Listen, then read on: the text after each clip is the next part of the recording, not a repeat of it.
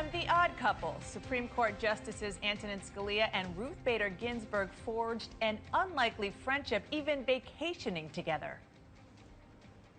Very nice person. She likes opera. You know, what's not to like?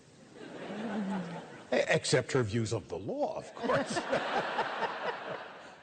His death leaves behind a political storm, but also a singular legacy. Here with me is his biographer, Joan Biskupic, author of American Original, The Life and Constitution of Supreme Court Justice Antonin Scalia. Thank you so much for coming in.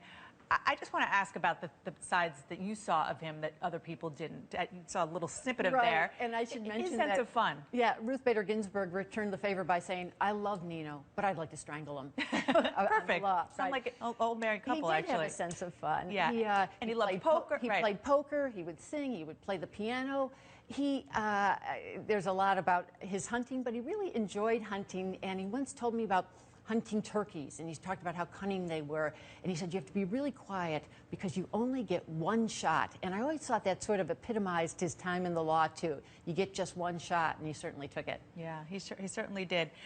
You were also intrigued by Scalia's immigrant story and immigrant background, yes. Specifically his father, who came to the U.S. from Sicily and learned to speak English, but eventually got a doctorate from Columbia. How did that background influence That's Scalia? right. Very high standards. He was an only child. He was also the only child of his offspring with these large Catholic families. His father was quite demanding. He ended up, for America, being the first Italian-American justice. So he felt he had a lot of demands on him. His father became a professor of Romance languages. His mother was a school teacher. He was very much the apple of their eye, but always felt the bar very high in the family. So interesting, an only child who went on to have 9 children. Right. So his conservative views, it's no secret, left him kind of maligned by a lot of liberals. You got an insight into how he reacted to that.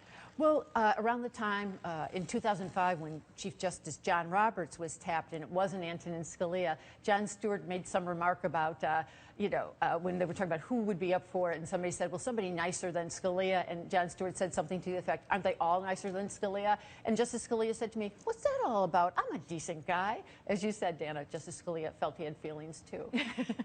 So he was surprised. Did he get kind of the rap on him by the entire left of this country? Well, I think he felt it was, he understood that he separated himself from them on the law, but he actually thought, hey, I'm a decent guy, get to know me. But, he was a bad boy on the bench, but he certainly never even wrote a bad sentence. So his rhetoric was so energizing for the people on the right. And I think he felt like, understand me for who I am. And he also thought, understand me for someone who is trying to interpret the Constitution the way it should be interpreted.